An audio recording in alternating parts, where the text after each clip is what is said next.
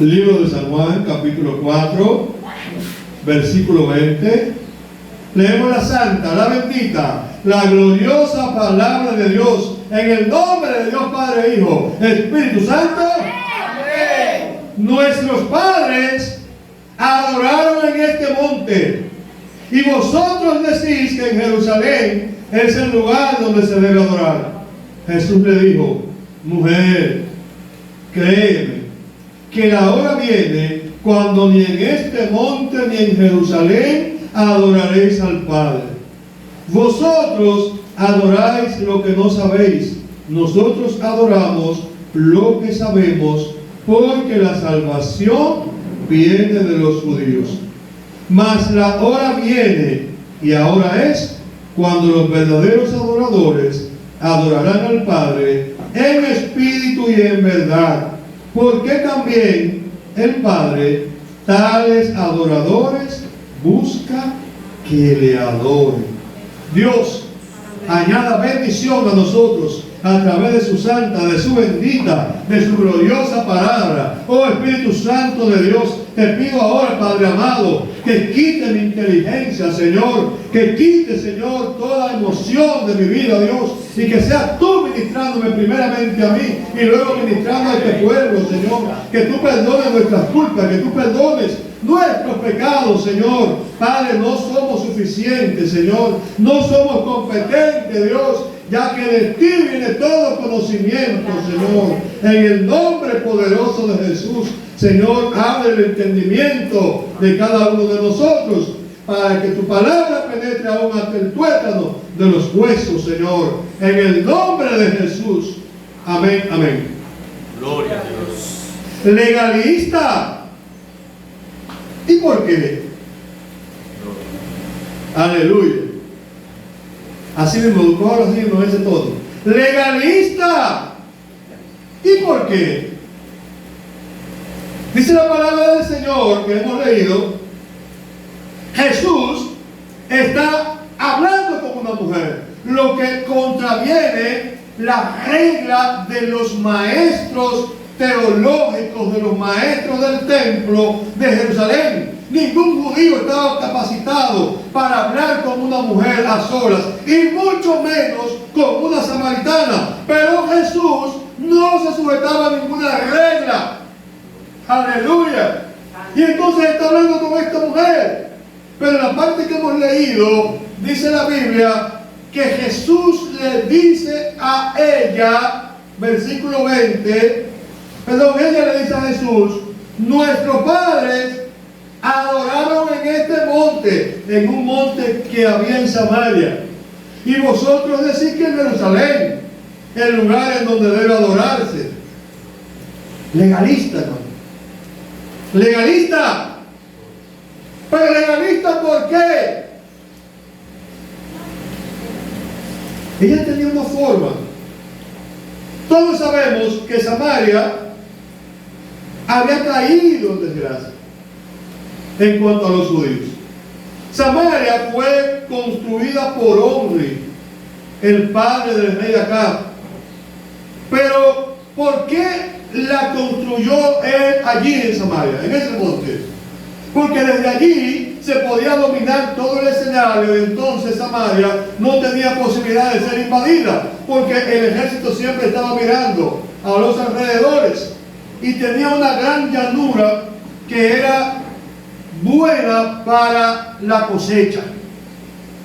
Ahora, todos sabemos que cuando el rey Acab viene, se mete la idolatría en Samaria.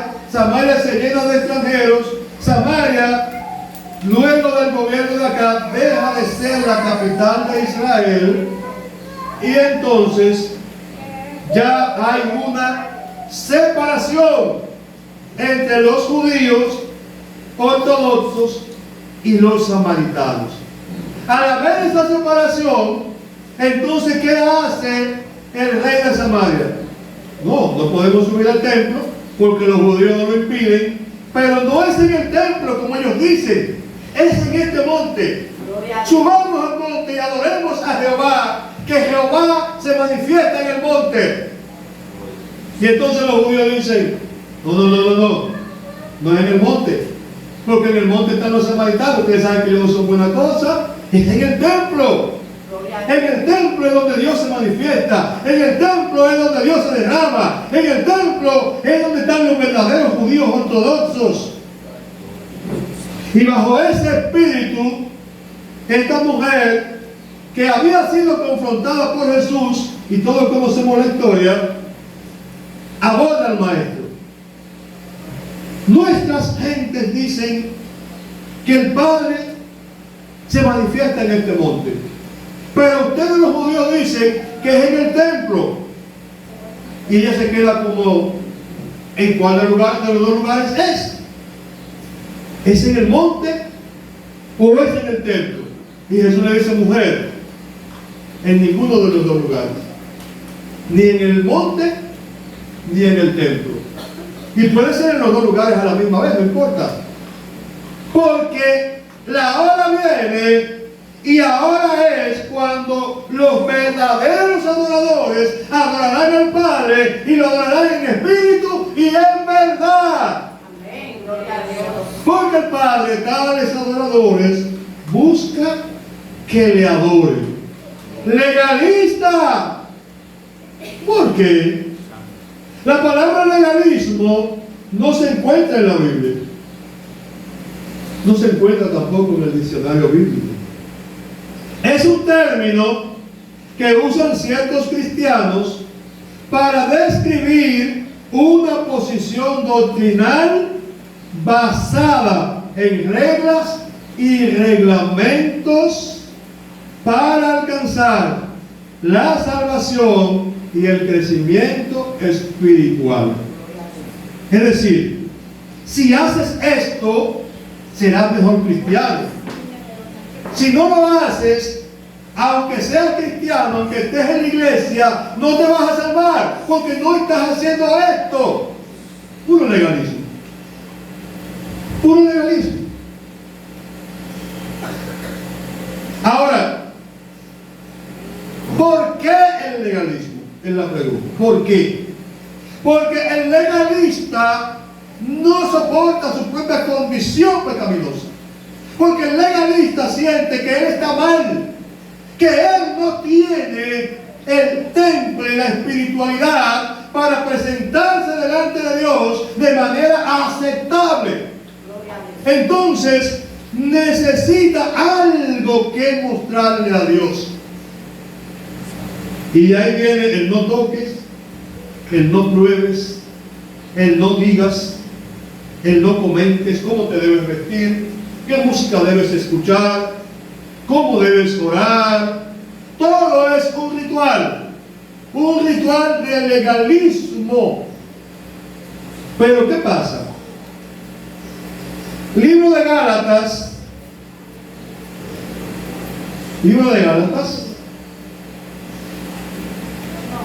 en su capítulo 3, versículo 24, dice, de manera que la ley ha sido nuestro ayo para llevarnos a Cristo, a fin de que fuésemos justificados por la fe. Pero venida la fe, ya no estamos bajo ayo, pues todos sois hijos de Dios por la fe en Cristo Jesús. O sea, ya no hay legalismo. ¿Por qué no? Porque la ley solo fue una compañera que nos condujo hasta Cristo. Pero ya llegado Cristo, es necesario que abordemos a Cristo a través de la fe en Él, no a través de la ley. De hecho, por la ley, nadie podrá ser salvo. Nadie podrá ser salvo. ¿Por qué? Porque la ley es tan amplia que nadie la puede cumplir en su totalidad. Y entonces hay una condicionante. El que falla en un punto, falló en todos. Quiere decir que el que escoge el legalismo como doctrina para la salvación está perdido. Porque nadie puede cumplir a cabalidad lo que es los preceptos, las leyes, lo demás que dice la Biblia. Nadie lo puede cumplir. Por eso vino Jesús. Y ya todo es a través de la fe en su nombre. Por gracia sois salvos, dice la Biblia. No por obras de la ley, para que nadie se gloríe. Legalista, ¿pero por qué? Cuando la Biblia dice en Romanos 14, verso 1, recibid al débil en la fe, pero no para contender sobre opiniones. O sea, fíjate cómo la Biblia llama al legalista. Débil en la fe. El legalista necesita algo con lo que él se sienta cómodo. Es decir, si yo me amarro un pañuelo, si yo me pongo un manto, si yo ando descalzo, si yo me pongo una bata grande y ando descalzo, de blanco, así, con esa santidad, yo me acercaré a Dios y Dios entonces me va a recibir porque yo soy santo, porque yo me estoy cuidando, porque yo no estoy cometiendo pecado. De esa manera me acercaré a Dios.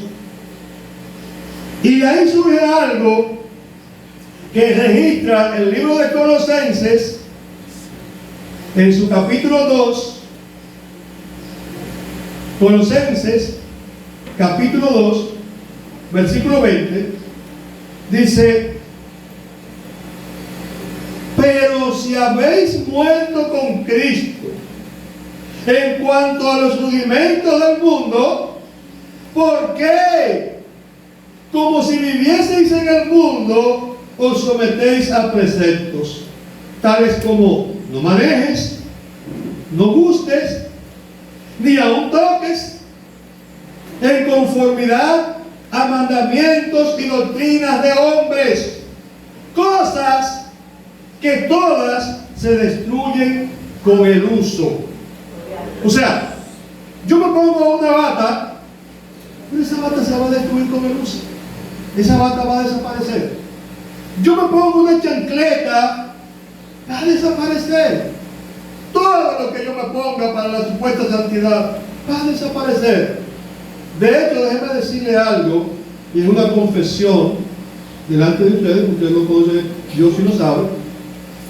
La persona más santa que yo conocí, conforme al legalismo, cuando yo era niño, fue mi madre. Mi madre vestía de blanco, totalmente de blanco.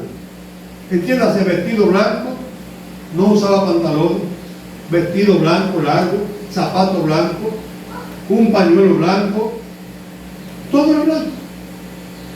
Pero no solo que él vestía de blanco por la santidad, sino que muchas veces su Señor, no el mío ni el tuyo, su Señor le decía que debía vestirse de saco de jeniquén. Es un saco que pica, un saco que donde venía el azúcar de 220 libras, un saco como de cabulla, como de fibra.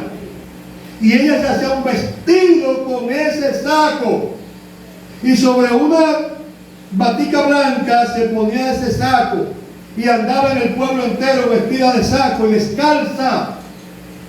Y todo el mundo: ay, pero qué mujer tan santa, ay, qué mujer, esa mujer es una santa, ay, si yo fuera así.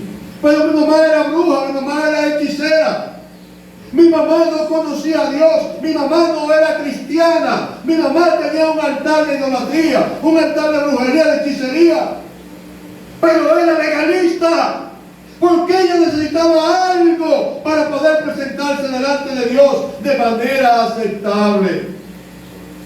Pero estaba justificada mi madre por, gracias a Dios, que antes de morir aceptó a Jesucristo, y con pruebas y dificultades vivió de alguna manera la vida cristiana. El legalismo no nos va a salvar, hermanos. El legalismo lo que es una falta de amor, hermano. ¿Sabe por qué? Porque el amor cubrirá multitudes de pecados. El amor cubrirá multitudes de pecados. Cuando usted comienza a ver mis imperfecciones, su amor está menguando. Cuando usted comienza a ver mis defectos, su amor está menguando.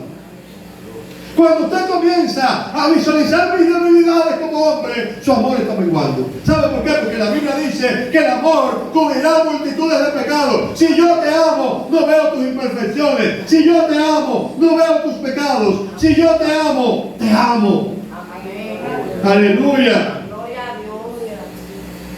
Pero el legalista no ama.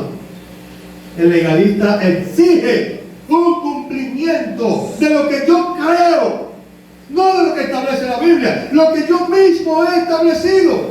Hermano, pero a Dios hay que acercarse en el monte. No, en el monte, es en el templo. En el templo que está el Espíritu de Dios. Ahí es que se manifiesta Dios. No, hermano, no.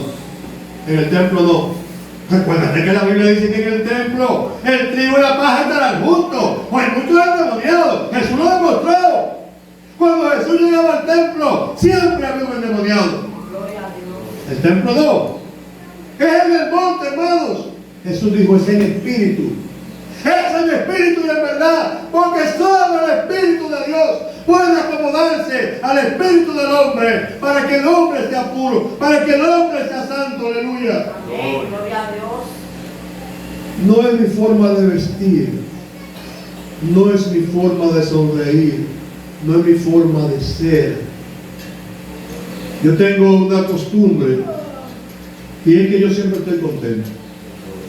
Si usted me ve bravo, escóndase rápidamente, que hay problema. Porque yo nunca puedo estar bravo. Yo siempre, en medio del problema, yo algún chiste hago. Entonces yo llego al colmado, a los colmados, y yo siempre digo, si es de día, digo buenas noches. Y si es de noche, digo buenos días. Y cuando yo vengo al colmado, siendo las 10 de la mañana, por ejemplo, y yo digo buenas noches, hermano, ¿cómo están? Hay gente que, por la premura, dicen buenas noches. ¿Cómo buenas noches? Pero estamos de día. Y entonces yo me sonrío y digo, Cristo te ama, hermano. Cristo quiere salvarte. Fíjate cómo te equivocaste y me acompañaste a decir buenas noches. Y no contradijiste lo que yo dije, pero ¿sabes qué? Aunque vivamos en una eterna oscuridad, aunque vivamos en una noche, Cristo es la luz del mundo y Él quiere salvarnos. Y ahí el asunto entra solo y fluye de una manera chistosa, de una manera jocosa. Pero si yo llego al colmado diciendo, arrepiéntate, hijo del diablo, mira cómo tú andas vestida, con esa minifalda, con esa licra, si te está viendo todo, hija del demonio, arrepiéntete. ¿Se va a arrepentir? ¿Me va a querer escuchar? No, porque yo le he hablado sin amor. Y el amor cubre multitudes de pecados. Ahora, cuando se habla de ¿por qué el legalista? A mí me recuerda una doctrina que usted la va a conocer ahora mismo. Se llama los estoicos. Los estoicos, o el estoicismo, es una doctrina que nació en Atenas, Grecia. ¿De qué trata el estoicismo? Fortaleza o control sobre la emotividad ante el dolor y la adversidad. Muchas de las hermanitas de la caridad, de las carmelitas descalzas y esas demás denominaciones usan y usaban y han usado durante toda su vida, su carrera, el estoicismo. Se trata de castigar el cuerpo, de azotarse hasta sangrar, porque este cuerpo de muerte no es digno para presentarse delante de Dios santo, de toda santidad, y se golpean hasta sangrar. Estoicismo, como un modo de castigar el cuerpo. Y hay muchos evangélicos: esta maldita carne, esta carne pecaminosa, esta carne es mala. Pero déjame decirte que esta carne es el polvo que Dios llenó de vida y lo convirtió y lo transformó en carne. Esta carne la hizo Dios. Esta carne la hizo Dios. Y es el templo donde habita el espíritu del hombre. que es lo único que se puede comunicar con Dios. Y es el templo donde habita el Espíritu Santo de Dios. Entonces yo soy más santo que el Espíritu de Dios. Que el Espíritu de Dios viene y mora en esta carne. Y yo maldigo la carne. Y yo digo que la carne es mala, que la carne es débil, que la carne es pecaminosa. ¿Soy yo más santo que Dios? Buena pregunta esa. El estoicismo, desde Grecia para acá, se ha estado haciendo en lo oculto, porque eso es ocultismo. Ninguna hermana se va a quitar el hábito para que tú le veas las heridas que marcan su espalda. No te la va a mostrar. Ningún sacerdote te va a mostrar su cuerpo para que tú veas cómo él se azota, cómo él se golpea, cómo él se corta, para soportar el dolor y la adversidad como un buen cristiano estoico. Pero esto se deshace con el uso, como dice el libro de Gálatas. Todo esto en verdad puede ser bueno, puede ser bueno para ti si tú lo practicas. Si eso te ayuda a acercarte a Dios, pues para ti puede ser bueno. Pero eso no va a contender con los pecados de la carne. Vemos que a cada rato explota un problema.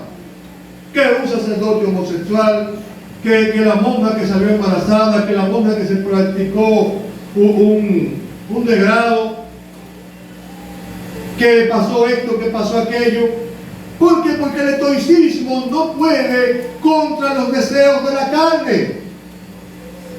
Fiestas satánicas, fiestas de todo tipo de aberración. ¿Por qué? Porque eso no puede contra la carne, hermano.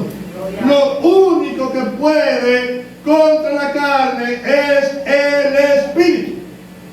Ahora, los legalistas y los estoicos, oye lo que dice Judas, hermano de Jesús, que ellos hacen. Judas, versículo 8, dice: estos soñadores mancillan la carne, se golpean hasta sangrar, mancillan la carne, rechazan la autoridad y blasfeman de las potestades superiores. ¿Cómo rechazan la autoridad? Sencillo. El pastor está predicando, termina el culto y yo comienzo a cuestionar a los hermanos: ¿qué tú entiendes del mensaje? ¿Estás de acuerdo con ese mensaje que está el pastor? Yo no estoy de acuerdo, De antemano te digo que yo no estoy de acuerdo. Yo lo escucho, pero yo no estoy de acuerdo en nada de eso que él dijo. Que el legalismo, no, pero si yo puedo, porque la Biblia dice ser santo porque yo soy santo. Y cuando yo veo la película, yo veo que Dios anda con una batola blanca, pues yo tengo que ponerme una batola blanca también, porque eso es lo que dice la Biblia. Rechazan la autoridad. Rechazan la autoridad. Hermanos, dice la Biblia: someteos pues unos a otros en el amor de Dios. Respetad la autoridad, porque no hay autoridad sino de parte de Dios. En la convención el Señor me confrontó a mí mucho sobre este tema que yo te estoy predicando, porque yo soy un ser humano igual que tú, y también puedo equivocarme igual que tú, y también puedo tener ideas igual que tú, también yo puedo pensar en diferentes maneras igual que tú. Pero ¿de qué manera me confrontó el Señor? Diciéndome: violenté todas las disposiciones por amor a ti. Violenté los estatutos, violenté los reglamentos, violenté todo, te agarré a ti y te traje y te puse en lugar espacioso y te senté en silla junto a los líderes. ¿Qué más puedo hacer por ti? Y yo me sentí como un gusano. Le dije: Señor, pues es verdad, tú me lo has dado todo, ¿y qué más yo puedo pedir? ¿Sí? ¿Qué más yo puedo pedir? Pero es que el enemigo, cuando se mete en una persona, rechaza la autoridad que viene de parte de Dios. Y entonces lo vemos como ser humano. Vemos sus defectos. Decía uno de los pastores, porque en la convención le entregaron a Pruder, al apóstol, un trofeo gigante de nombre de todos los pastores. Y pusieron a uno de los pastores de La Vega a entregárselo. Y él llorando decía: hermanos, yo amo a este hombre. Pero ¿saben qué? Yo amo sus defectos. Yo lo amo con sus precariedades. Yo lo amo con sus carencias. Porque yo sé que es un ser humano igual que yo, que falla, que tiene emociones, que un día puede pensar de una manera y otro día puede pensar de otra manera. Pero yo amo sus defectos. ¿Saben por qué? Porque lo amo con amor. Y el amor cubre multitudes de pecados. Yo tuve que decirle a él: le amo como amo a un padre. Perdóneme, pues yo soy falible y he fallado tantas veces, le he ofendido tantas veces, que para mí usted ha venido a ser como el árbol. El árbol, que aunque tú le cortes la rama, que aunque tú cojas la madera del árbol y hagas la casa, que aunque tú cojas la madera del árbol y hagas la mesa, como quiera el árbol va a seguir siendo tu amigo. El árbol te va a seguir dando los frutos, aunque tú le moches la rama, aunque tú digas: mira, yo quiero ese ramo para hacer un palo de coba, y le cortes el ramo al árbol, el árbol no te va a guardar rencor por eso. Te va a decir: ok, tú necesitas un palo de coba, toma mi rama, pero sigue siendo mi amigo. No hay ningún problema, yo te amo como amigo, aunque tú me cortes las ramas. Y hay personas así que están en el mundo como árbol, que Dios los ha puesto para que nos sostengan, para que nos sustenten, para que oren por nosotros. Me conmoví también que en medio de los grupos de oración, que tuve que entrar por obediencia, porque tuve que entrar. Es que la obediencia vale más que los sacrificios. Es que en esto no es lo que yo pienso, no es lo que yo creo, no es mi legalismo, no es eso, es la obediencia. Es que en desobediencia yo no me voy a salvar. Es que en obediencia Dios va a hacer esto, mira, me va a dar la espalda, porque Dios no ama al desobediente. Dios ama al que obedece. A ese es a quien Dios ama.